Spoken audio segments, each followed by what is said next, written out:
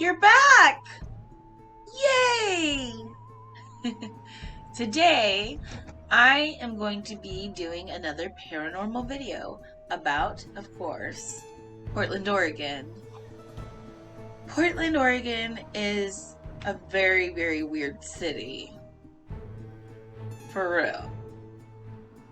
That's the saying, keep Portland weird. Just when you think it can't get any weirder, it gets even weirder. So pretty much Shanghai Tunnels is a very popular urban legend in this city. I mean, when I first moved here, I was hanging out downtown, partying it up at the clubs, during my younger years, and that was a very popular topic that people talked about, like even in the bars, and it was really creepy to think that it was something that was even below me, like that there's a whole another city under there. I guess the term Shanghai came from the use of Asians or Chinese back in the early 1900s that were using it to kind of get around the city. They were doing shit down there. So oh man, they were doing this stuff down there.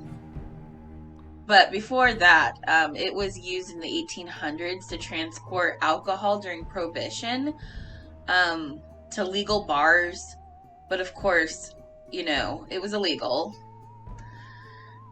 That's really sad. Anyway,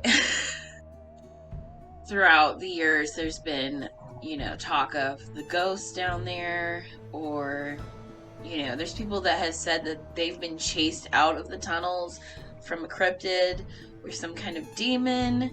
So there's a lot of things that people have been talking about throughout the years about the Shanghai Tunnels. So what's creepy about this cryptid that people talk about is the way that it looks. It looks like a cross between a crocodile and some kind of mole. If I was getting chased by a giant mole, I would freak out. We do have tours of the tunnels, but there's a place that you can go to schedule that if that's something you wanted to do, but I don't think that they're doing that since COVID. But definitely they do tours of some of the tunnels. Some of the tunnels have been washed out by the Willamette River and or too dangerous to explore, so it would just be not even very much of the tunnel would be able to be explored because of that. Of course, many teenagers and ghost hunters go down there when they're not supposed to, and that's where most of the scary stories come from, is people that have gone down there without using a tour guide, just to get their creepy stuff. They just want to get something on camera. Most people are trying to get a picture of a ghost. Of course, the ghosts of the people that the Chinese captured. There was many people that didn't make out there alive. So there is a lot of bad history about that place. A lot of residual energy, very negative residual energy down there from all the stuff that was going on between the Chinese and the white people. Pretty creepy stuff. I don't know anybody that in their right mind that would go down there for fun without a tour guide. Like, who wants to get attacked by a giant mole? So besides that, it's really hard to imagine going down there. I've never been down there personally, but I don't want a ghost to kidnap me. Shanghai comes from the Chinese word, which means kidnapping, and that's kind of creepy. there is stories in the 1900s that, the Chinese were drugging white people, waiting until they would get intoxicated and kidnap them and put them on boats for labor. So it's pretty crazy stuff. I don't think that they would want me though, because I am overweight and I'm hard to kidnap. These white people that they were kidnapping had to be in good physical condition because they were using them as slaves, because they didn't have enough Chinese, I guess. Like, they should just make a lot of babies and turn them into baby slaves, because, that's rude. To kidnap white people, man. But did they deserve it? Maybe I am wrong for thinking that it's funny that white people were enslaved, but it is what it is. Some, men that are drunks are gross, so you never know. I hope it was a lot of gross people.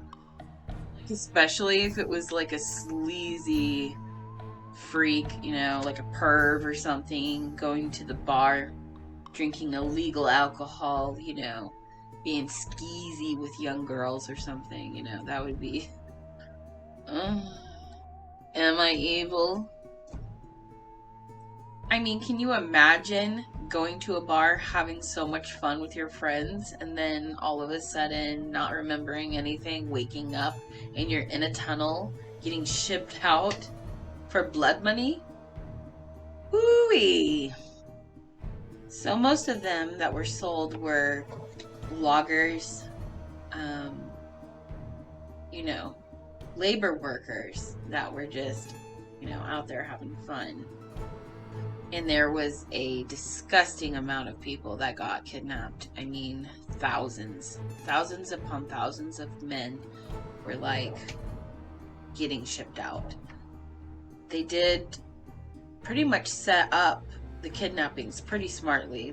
They had trap doors that were on the floor that they would just pull out underneath people, and they would fall into this pit in the tunnel, and pretty soon, they're getting tied up and they're waiting to get shipped out, which is so creepy to think about.